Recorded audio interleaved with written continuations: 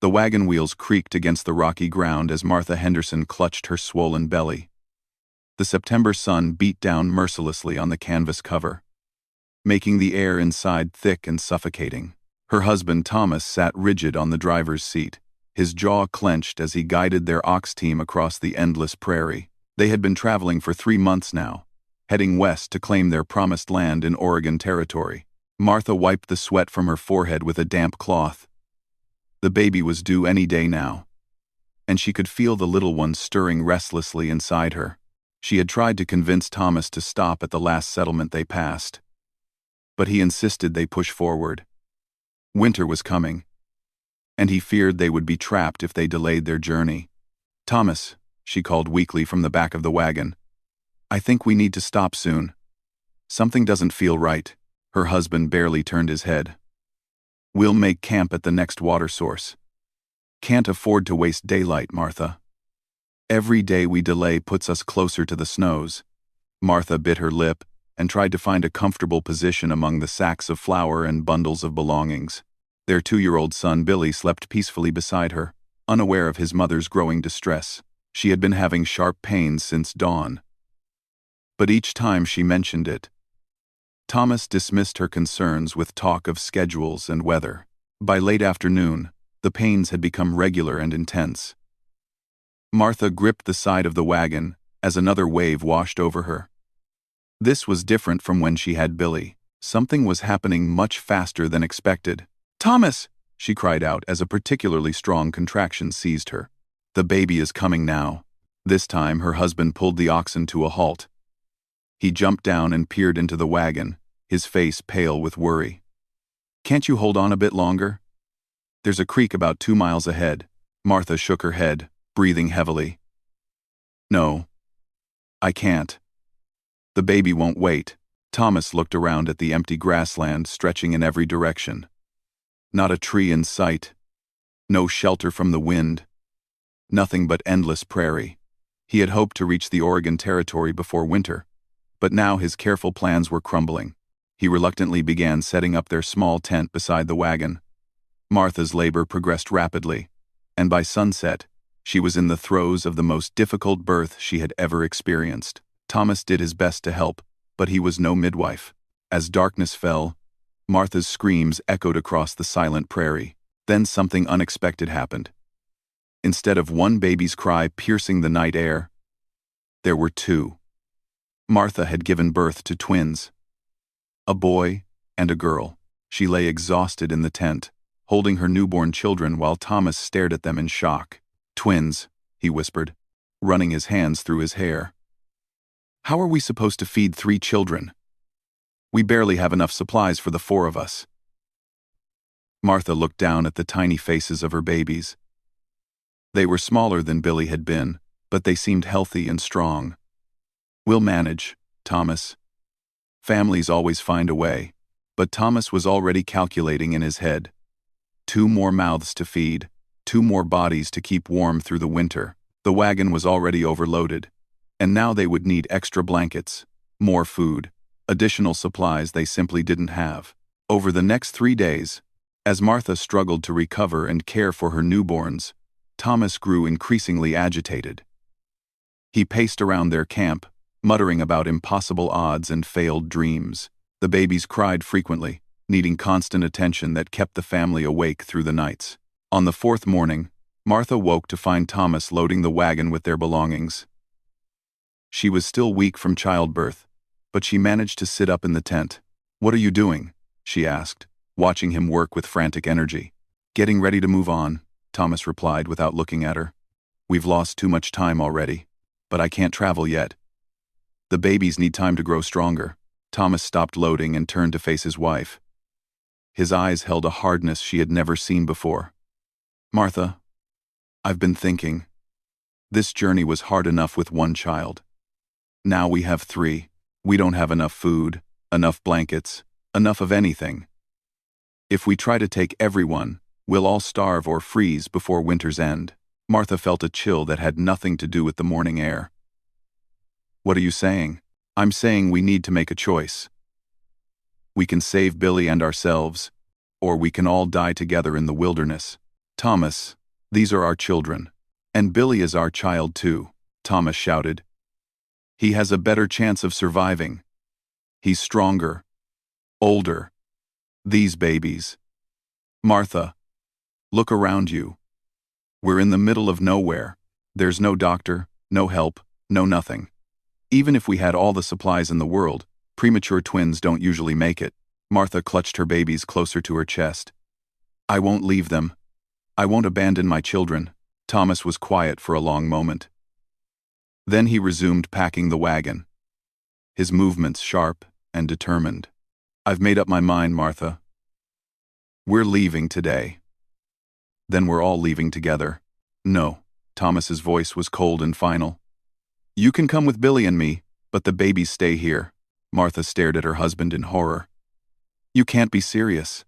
I've never been more serious about anything in my life. Thomas finished securing the load and began hitching up the oxen. You have until I'm done here to make your choice.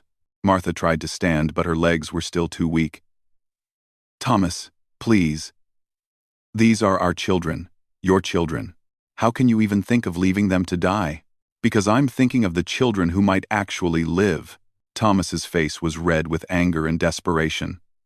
Billy has a chance if we leave now, but if we stay here or try to drag two sickly babies across hundreds more miles of wasteland, we'll all be dead by Christmas. Martha watched in growing terror as her husband completed his preparations. She looked down at the tiny faces of her son and daughter, sleeping peacefully in her arms. How could she choose between her children? How could any mother make such an impossible decision? I won't leave them, she whispered. Thomas climbed onto the wagon seat and picked up Billy, who was still half asleep. Then, I'm sorry, Martha, but I'm taking Billy to safety. You can come with us now, or you can stay here and watch all three of your children die. Thomas, please. Her husband looked back at her one last time. There were tears in his eyes, but his jaw was set with determination. I love you, Martha, but I won't watch my son die because you can't accept reality. With that, he cracked the reins and the wagon lurched forward. Martha screamed his name, but Thomas didn't look back. She watched in horror as the wagon rolled away across the prairie, carrying her husband and her firstborn son toward the distant horizon. Within an hour, the wagon had disappeared completely, leaving Martha alone on the vast grassland with her newborn twins. She had no horse, no gun, no supplies except what little food and water Thomas had left in a small bundle beside the tent. The nearest settlement was at least 50 miles behind them, and she had no way of knowing which direction would lead to help. Martha sat in the entrance of the tent, holding her babies and trying not to panic. She had enough food for maybe 3 days if she was careful. After that, she and her children would face starvation in the wilderness. The night temperatures were already dropping, and she could see storm clouds gathering on the western horizon. As the sun set on her first day alone, Martha made a shelter for her babies using what remained of their supplies. She wrapped them in every blanket she had and tried to keep them warm through the cold night. The twins were too young to eat solid food, and she worried that her own weakness would affect her ability to nurse them. The next morning brought no sign of rescue. Martha forced herself to eat a small portion of bread and dried meat. Knowing she needed to maintain her strength to care for the babies, she tried to signal for help by building a small fire and letting the smoke rise into the clear sky. But the prairie remained empty and silent. By the third day, Martha's food was nearly gone. The babies seemed weaker, crying less frequently than before. She knew this was not a good sign. She had to find help soon, or all three of them would die in this desolate place. That afternoon, as Martha sat beside her dying fire with her babies in her arms, she heard something that made her heart race with hope. In the distance, she could see riders approaching across the grassland. As they came closer, she realized they were not the white settlers she had hoped for, but a group of Native Americans on horseback. Martha's first instinct was fear. She had heard terrible stories about Indian raids and brutal attacks on helpless travelers. But as the riders drew near, she realized she had no choice but to trust them. Her babies were dying, and these strangers were her only hope for survival. The lead rider was a tall man with long black hair and strong features. He sat straight on his painted horse, studying Martha and her situation with dark, intelligent eyes. Behind him rode 5 other warriors, all watching her with curious but not hostile expressions. Martha clutched her babies and tried to appear non-threatening as the man dismounted and approached her small camp. She had no idea what language he spoke or if he would understand her desperate situation. The man stopped a few feet away and spoke in accented but clear English. "You are alone here, white woman?" Martha nodded, too frightened and exhausted to speak. "Where is your man, your people?" "Gone," Martha whispered. "My husband. He left us here." The man's expression changed, showing what looked like disapproval and concern. He looked at the tiny babies in her arms, then at the meager supplies scattered around her failing campsite. "How long you been here?" he asked. 3 days. The babies, they were just born. I can't travel. I don't know what to do." The warrior studied her face for a long moment, seeming to weigh her words for truth. Then he turned and spoke rapidly to his companions in their own language. Martha couldn't understand the words, but she could hear what sounded like a heated discussion. Finally, the man turned back to her. "I am called Swift Eagle. These are my brothers." He gestured to the other riders. "We are Sioux. Hunting party, returning to our village." Martha held her babies closer, still uncertain of their intentions. "Your babies," Swift Eagle said, pointing at the twins. "They are sick?"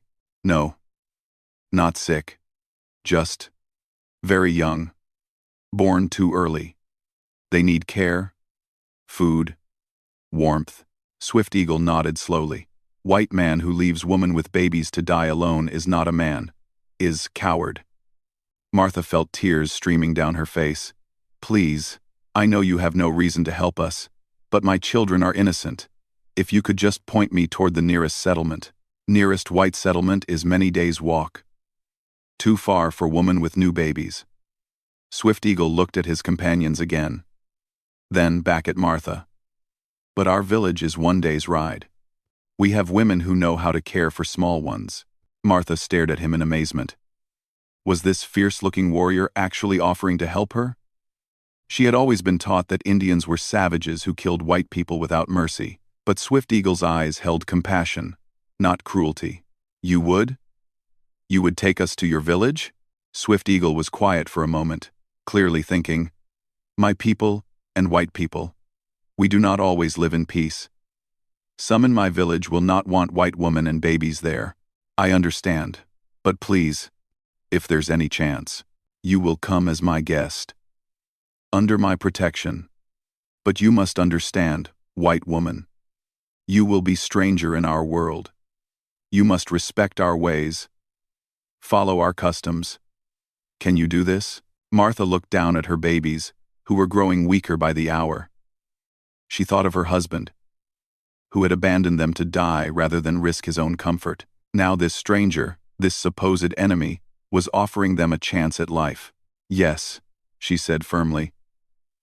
"Yes, I'll do whatever you ask. Just please help my children." Swift Eagle nodded and called to one of his companions.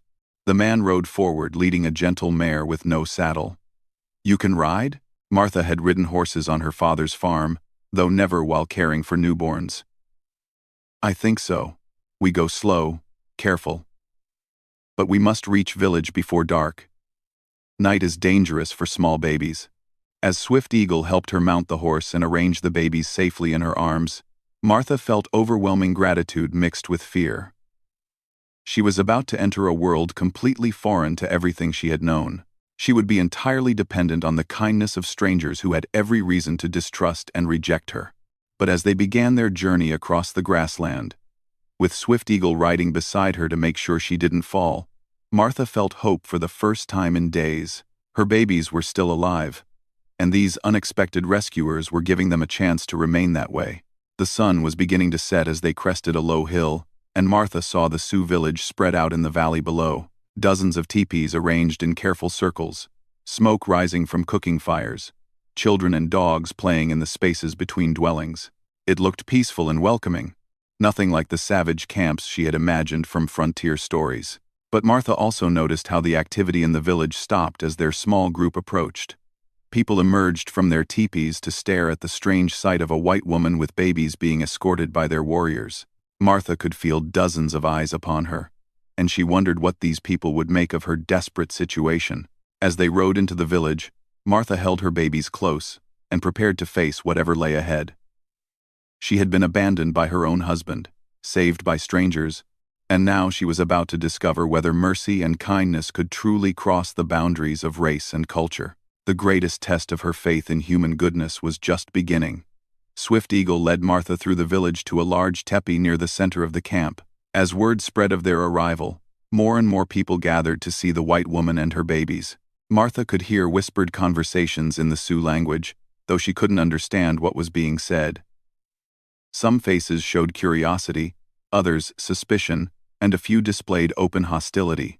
An elderly woman emerged from the central teepee, her gray hair braided with feathers and beads. She wore a dress made of soft deerskin, decorated with intricate beadwork. Despite her advanced age, she carried herself with dignity and authority. Swift Eagle dismounted and spoke to her in their language, gesturing toward Martha and the babies. The old woman approached Martha's horse and looked up at her with keen dark eyes.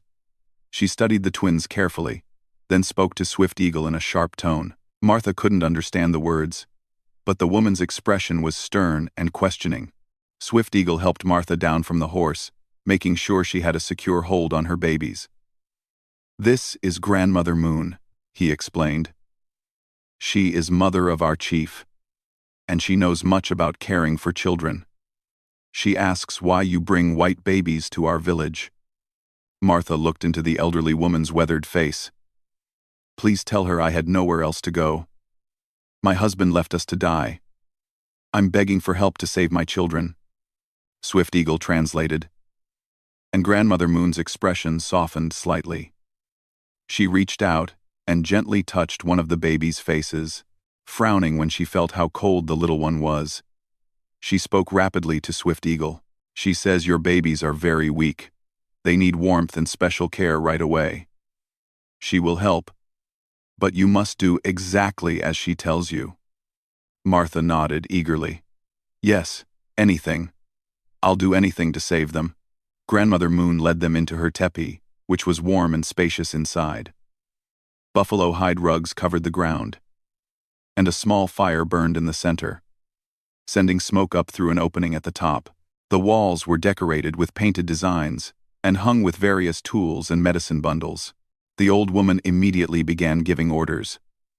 She had Swift Eagle bring heated stones wrapped in soft hides, which she placed around the babies to warm them gently. She prepared a special tea from herbs and roots, which she made Martha drink to help with nursing. Then she examined the twins carefully, checking their breathing and color. Meanwhile, other women began arriving at the teepee. Some brought food and blankets, while others offered their services as wet nurses if Martha's milk wasn't sufficient. Martha was amazed by their kindness, especially since she had expected to be treated as an enemy. One young woman named Little Dove spoke some English and served as a translator. She explained that Grandmother Moon was the village's most skilled healer and had delivered dozens of babies over the years. If anyone could save Martha's twins, it would be her. "Grandmother Moon says your babies were born too early," Little Dove translated. "She has seen this before. Sometimes these little ones can grow strong if they are given proper care, but it will take many weeks, maybe months." Martha felt both hope and worry. "Will your people allow us to stay that long?" Little Dove spoke with Grandmother Moon before answering. "There is disagreement in the village. Some people think White Woman brings bad spirits. Others say Swift Eagle was right to help you. Chief Running Bear will decide tomorrow." That first night, Martha barely slept. She lay on soft buffalo robes beside her babies, watching their tiny chests rise and fall in the firelight. Grandmother Moon sat nearby, waking every few hours to check on the twins and give Martha more of the herbal tea. In the morning, Martha was summoned to meet Chief Running Bear. He was a man in his 40s with graying hair and a face marked by years of leadership. He sat cross-legged in his teepee, surrounded by several other men, who Martha assumed were village elders and warriors.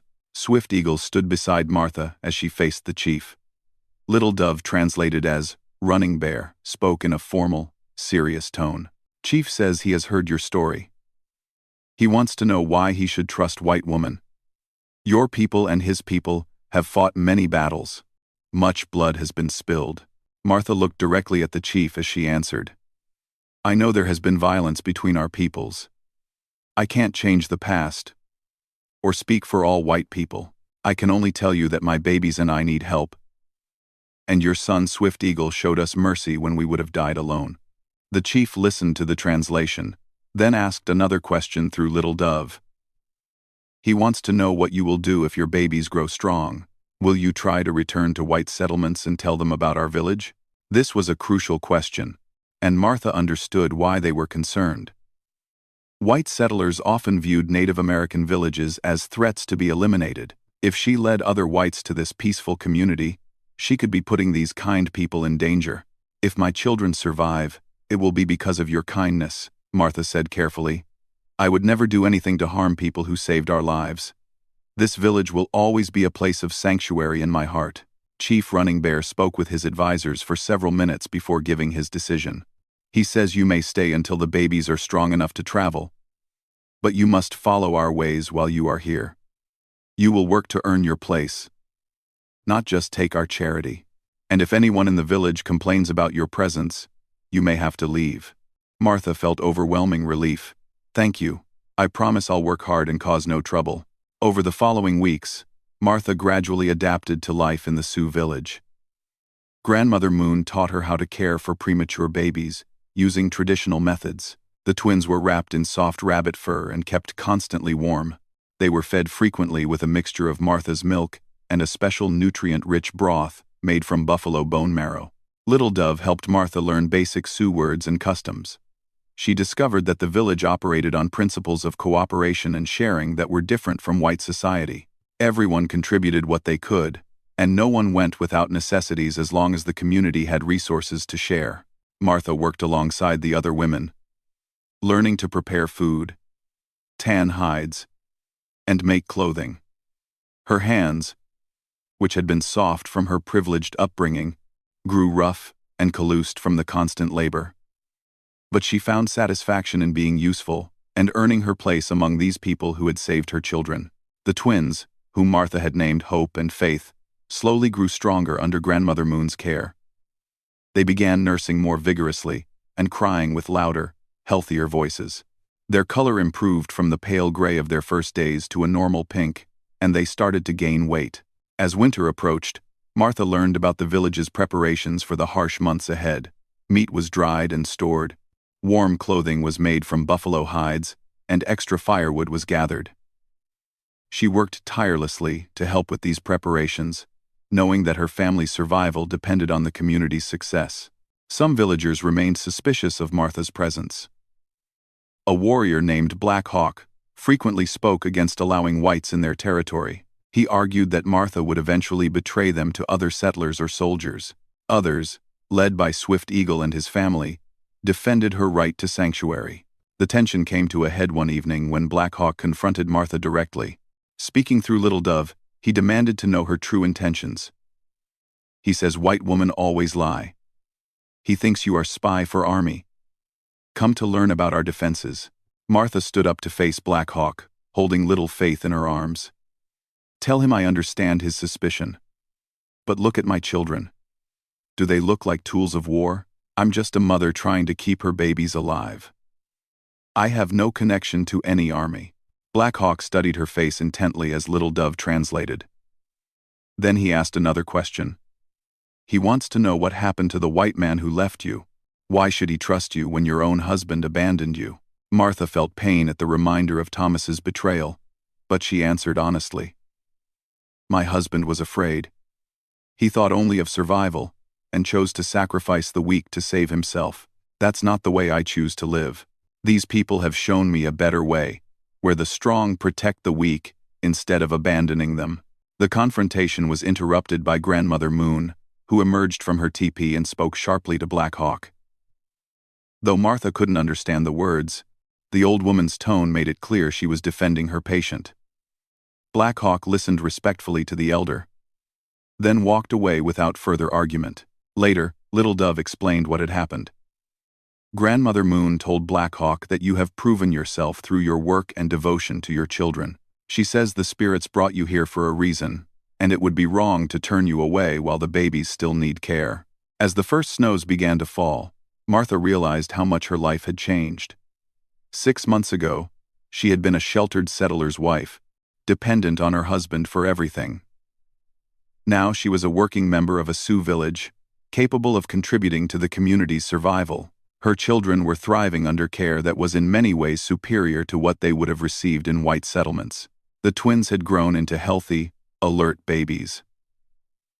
Hope was slightly larger and more vocal, while Faith was gentler but equally strong. They had adapted well to life in the teepee, sleeping peacefully through the sounds of village life and seeming to enjoy the constant attention from the Sioux women who helped care for them.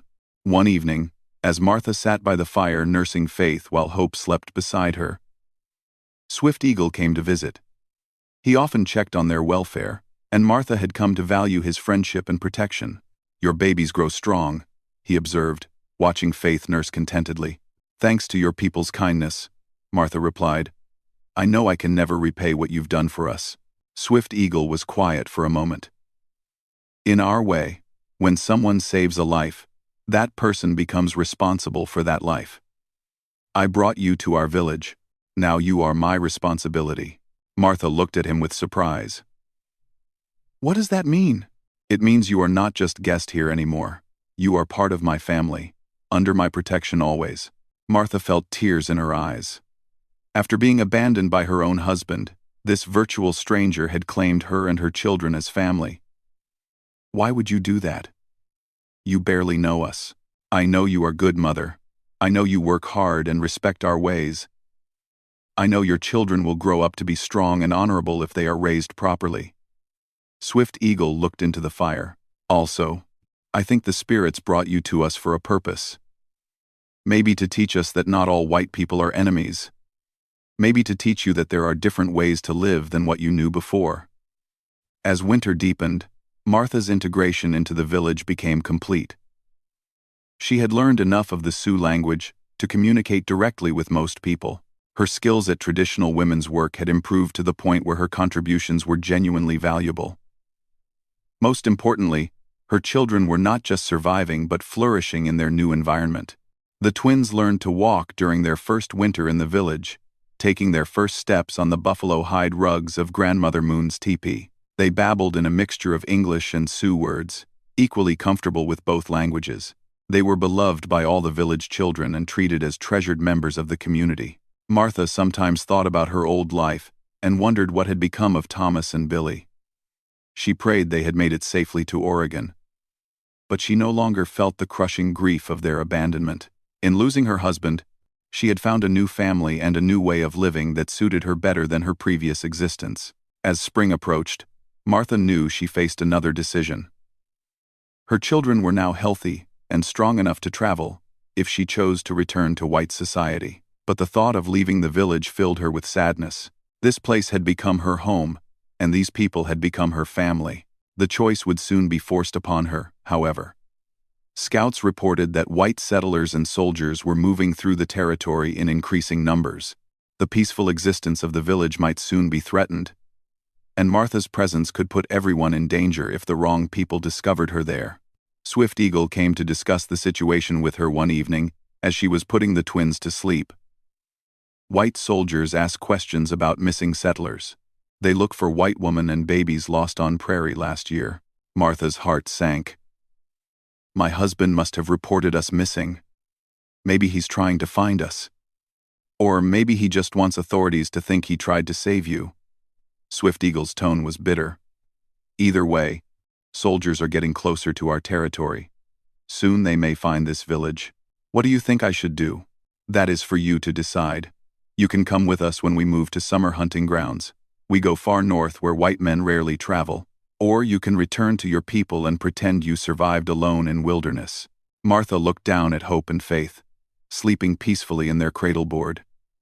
They were happy, healthy children who knew no life other than the one they had found in this village. Taking them back to white society might save them from future danger, but it would also mean leaving behind the only real family they had ever known. The decision would determine not just her future, but the future of her children, and possibly the safety of the people who had saved their lives. As spring arrived, and the time for choosing drew near, Martha struggled with the most difficult decision she had ever faced. Her children's lives had been saved by unexpected kindness from strangers. Now she had to decide whether their futures lay with the people who had raised them, or in the world of their birth that had first abandoned them to die. The sound of horse hooves thundering across the prairie reached the village just after dawn. Martha was helping prepare the morning meal when the scouts rode in with urgent news. A column of cavalry soldiers was approaching from the east, less than a day's ride away. They were asking questions at every stream and water source about a missing white woman and her babies. Chief Running Bear called an immediate council meeting.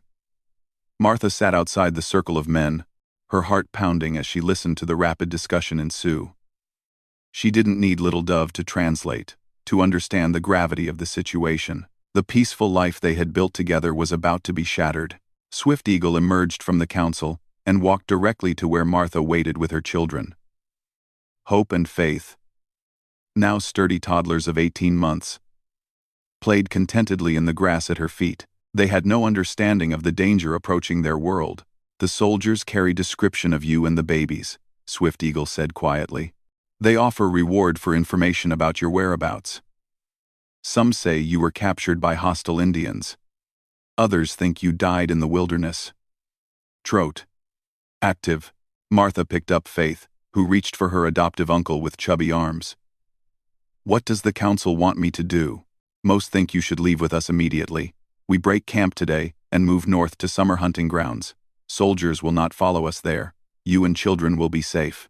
Martha looked around the village she had called home for almost a year. The women were already beginning to pack their belongings, working with the swift efficiency that came from generations of nomadic life. Children ran between the teepees, excited by the sudden activity. This had been the happiest time of her life, but she knew it couldn't last forever. "What do you think I should do?" Swift Eagle was quiet for a long moment. "I think you must choose between two kinds of safety. You can come with us and live free in the old ways, but always hiding from white authorities, or you can return to your people and live under their protection, but give up everything you have learned here." Before Martha could answer, another scout arrived with more disturbing news. The approaching soldiers were led by a man in civilian clothes, who claimed to be searching for his missing wife and children. Thomas had come looking for them. Martha felt as though she had been struck by lightning. After abandoning them to die, her husband had somehow convinced the authorities that he was a grieving family man desperate to rescue his loved ones from savage captives. The irony was almost too bitter to bear. "He tells soldiers that Indians killed you and stole the babies," Swift Eagle reported, after speaking with the scout. "Says he barely escaped with his older son. Now he wants Army to help him recover your bodies and rescue the children." Martha's hands clenched into fists. "He left us to die. Now he wants to play the hero?" 3-9. 3-9. White authorities believe his story. "They think we are holding you prisoner, forcing you to work for us. They do not understand that you stayed by choice." The situation was becoming impossible. If the soldiers found the village, they would likely attack, believing they were rescuing captives. If Martha tried to explain the truth, who would believe that she had voluntarily lived among the Sioux for almost a year? In the eyes of white society, such a thing was unthinkable. Grandmother Moon approached them, moving slowly but with purpose. She spoke directly to Martha, in the mixture of English and Sioux they had developed over the months of living together. "Grandmother says you must choose quickly," Little Dove translated. "But she wants you to know that whatever you decide, you will always be her granddaughter. The children will always be part of our family." Martha knelt and embraced the old woman who had saved her babies' lives. Grandmother Moon had taught her everything about caring for children, about traditional healing, about finding strength in difficult times. She was more of a mother to Martha than her own mother had ever been. "Tell her I love her," Martha whispered. Tell her I will never forget what she has done for us." As the morning progressed, Martha struggled with her decision. Swift Eagle had made it clear that she was welcome to stay with the tribe permanently. They would move far from white settlements, living the traditional nomadic life that had sustained the Sioux for generations.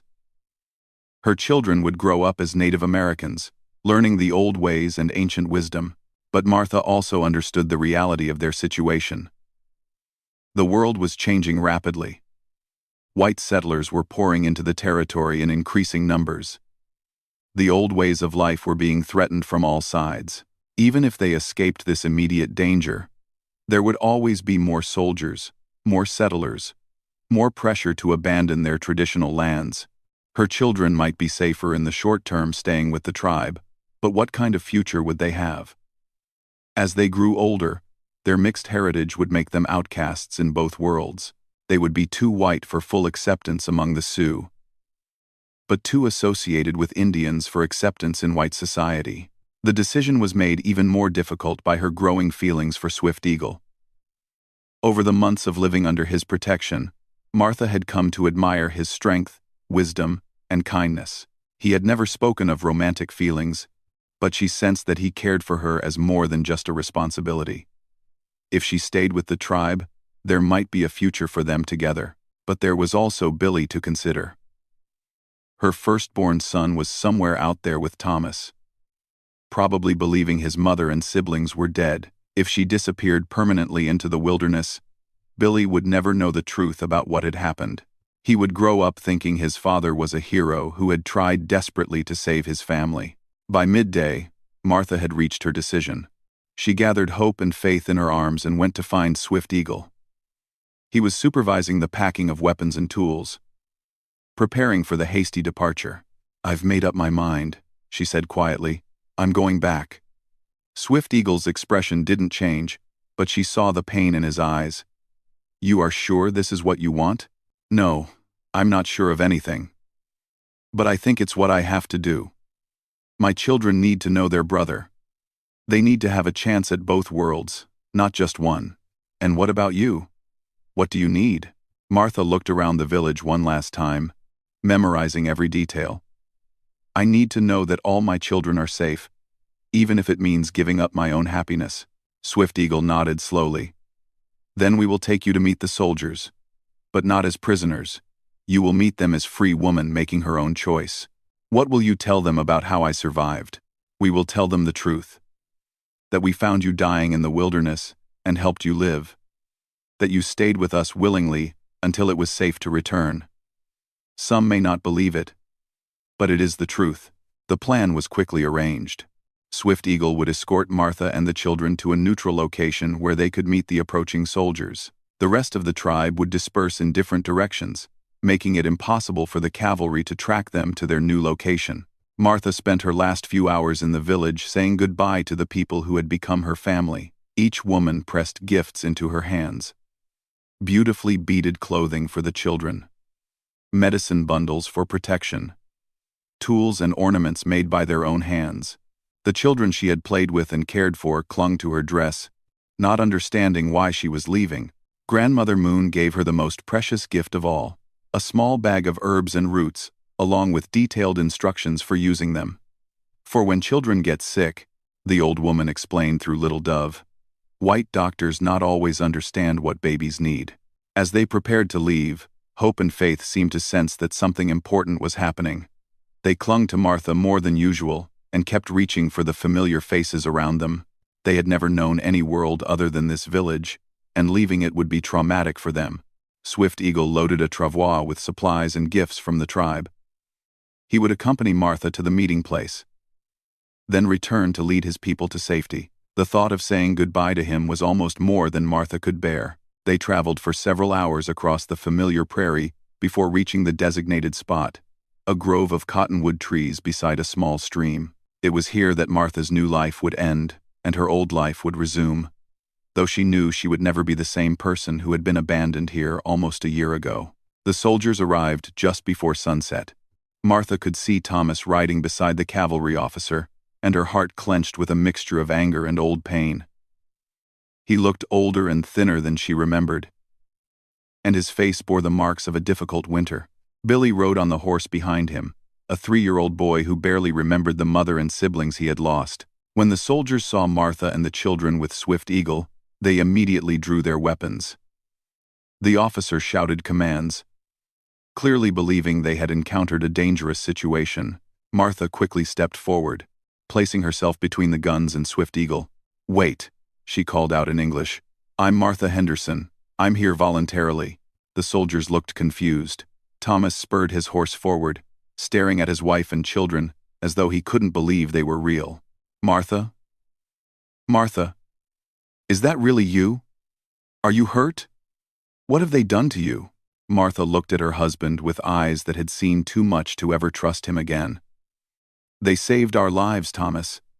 They saved us after you left us to die." Thomas dismounted and approached cautiously, his face flushing with embarrassment and anger. "I went for help, Martha. I was trying to find soldiers, supplies, a doctor. I never meant to abandon you. You told me to choose between my children. You said the babies would die anyway, and we should save ourselves." The cavalry officer intervened before the argument could escalate. "Ma'am, are you saying you've been with these Indians voluntarily? That they didn't capture you?" Quote, Martha looked back at Swift Eagle, who sat motionless on his horse, watching the confrontation with dignified calm. "These people found me dying in the wilderness with my newborn children. They took us to their village and cared for us through the winter. They asked for nothing in return, except respect for their ways.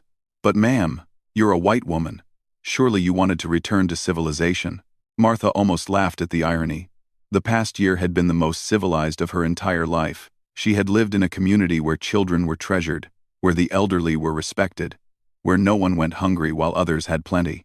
She had learned skills that made her genuinely useful and had been valued for her contributions rather than treated as property.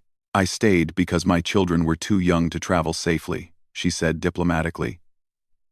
"These people saved their lives." Thomas reached for hope and faith, but the children shrank back toward Martha. They didn't recognize their father, and were frightened by the strange men with weapons.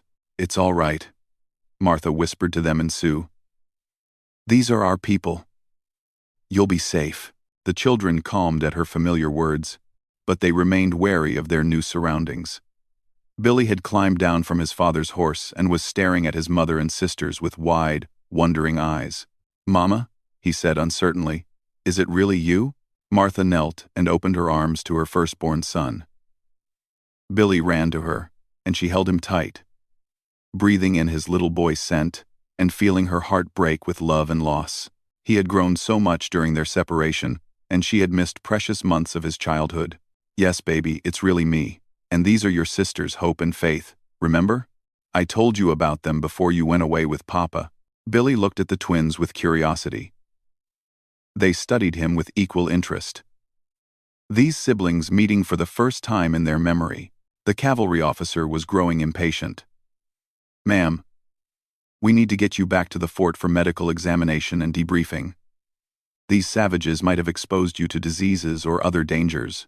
Martha bristled at his language, but she forced herself to remain diplomatic. "I'm grateful for your concern, officer. But these people are not savages. They are the Sioux. And they are good, decent human beings who practice a form of civilization different from ours." The officer looked skeptical, but he didn't argue.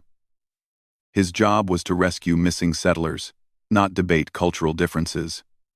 "Nevertheless, ma'am, we need to get you to safety." Martha turned to Swift Eagle for the last time. They looked at each other across the cultural divide that would separate them forever, communicating in a language deeper than words. She saw his love for her in his eyes, and she hoped he could see her gratitude and affection in return. "Thank you," she said in Sioux, "for everything. You gave us life when we had nothing." Swift Eagle dismounted and approached her slowly. The soldiers tensed, but Martha held up her hand to show there was no danger. He reached into his pouch and pulled out 2 small amulets on leather cords. "For the little ones," he said in English, "to remember their first family." Martha accepted the gifts with trembling hands. They were beautiful pieces of carved bone and beadwork, made with obvious care and love. "Will I ever see you again?" she whispered. "Perhaps not in this life," Swift Eagle replied, "but the children will carry part of our world with them always. That is enough." With that, he mounted his horse and rode away without looking back.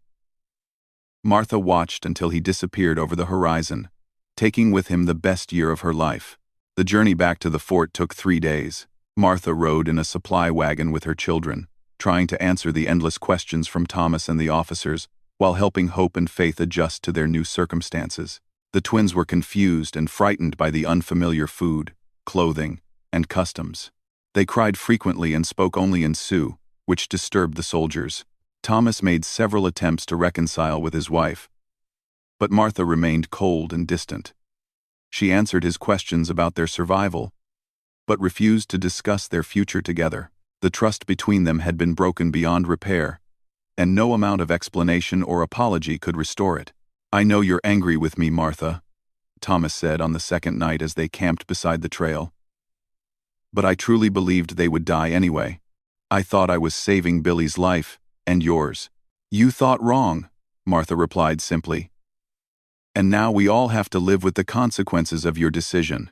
"What does that mean?" "What consequences?" Martha looked at her children, who were struggling to eat the unfamiliar food the soldiers had provided. Hope was crying softly, probably wanting the comfort of Grandmother Moon's gentle hands. Faith sat quietly, her dark eyes watching everything with the wariness of a child who no longer felt safe. "It means our children will grow up knowing that their father abandoned them when they needed him most. It means they'll always remember the people who actually saved their lives, even if they never see them again. And it means you and I will never have the marriage we once had." Thomas was quiet for a long moment. "So, what happens now?" "Now we go back to white civilization and pretend to be a normal family." "But we'll never be normal, Thomas. Too much has changed." The fort was a rough collection of wooden buildings surrounded by a high stockade wall. Martha and her children were given quarters in the commander's house, while they recovered from their ordeal. The fort doctor examined them thoroughly, and pronounced them remarkably healthy, though he was puzzled by some of the traditional remedies still in Martha's medicine bag. News of Martha's rescue spread quickly through the surrounding settlements. She was visited by curious neighbors, well-meaning church ladies, and journalists wanting to hear her story. Most expected tales of brutality and suffering, and they were disappointed by her matter-of-fact account of kindness and care.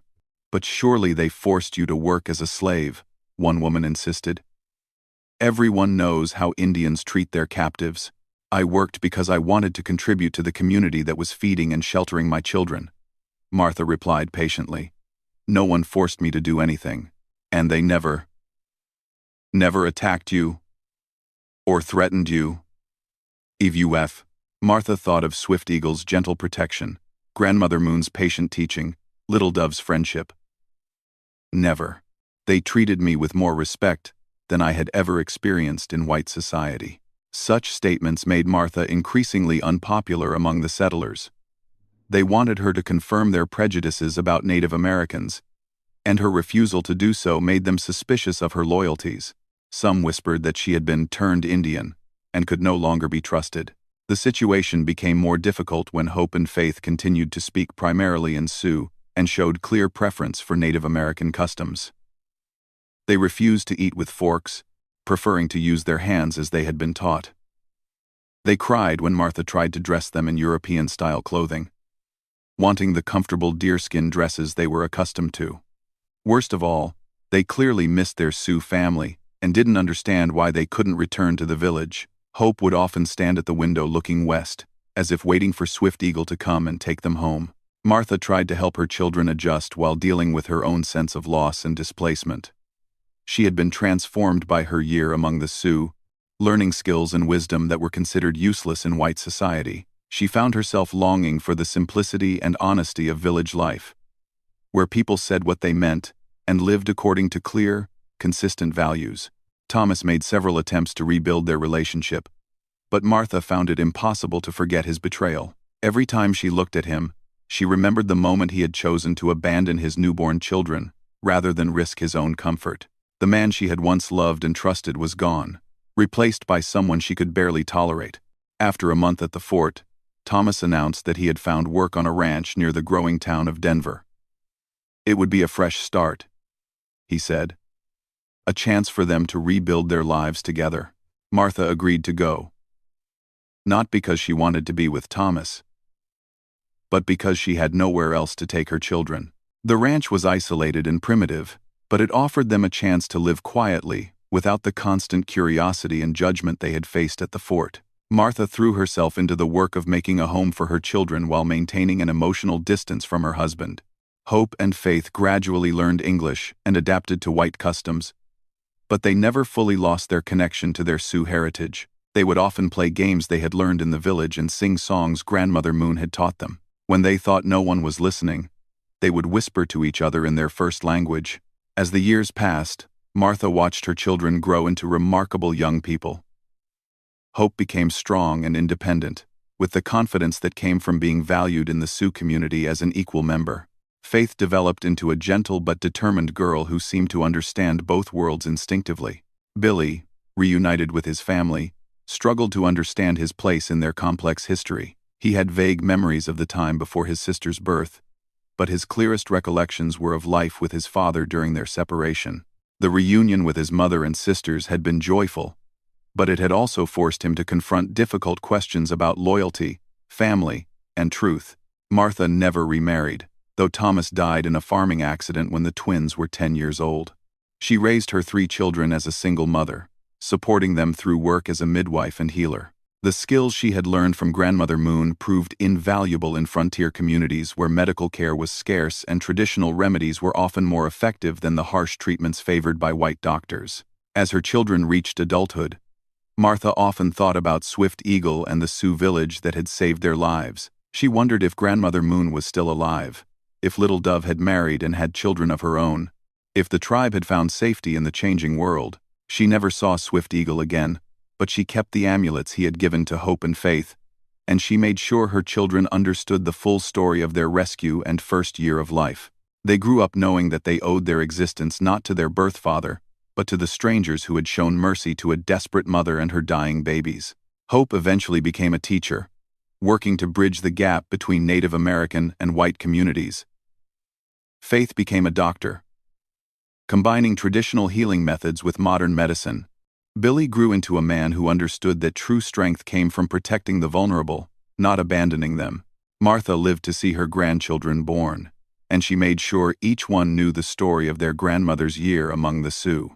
The tale became a family legend, passed down through generations as a reminder that kindness and courage could be found in the most unexpected places. In her final years, Martha would sometimes stand at her window looking west toward the distant mountains, remembering the people who had taught her the true meaning of family and home. She never regretted her decision to return to white society, because it had given her children the opportunity to choose their own paths in life. But she also never forgot that the happiest year of her life had been spent among people her own culture called savages, learning that civilization had less to do with technology and more to do with how a community treated its most vulnerable members. The story of Martha Henderson became a quiet legend in the Colorado Territory, though most people preferred the version where she was heroically rescued from savage captivity, rather than the truth about voluntary sanctuary and cross-cultural friendship. But for those who knew the real story, it stood as proof that human decency could transcend the boundaries of race, culture, and prejudice.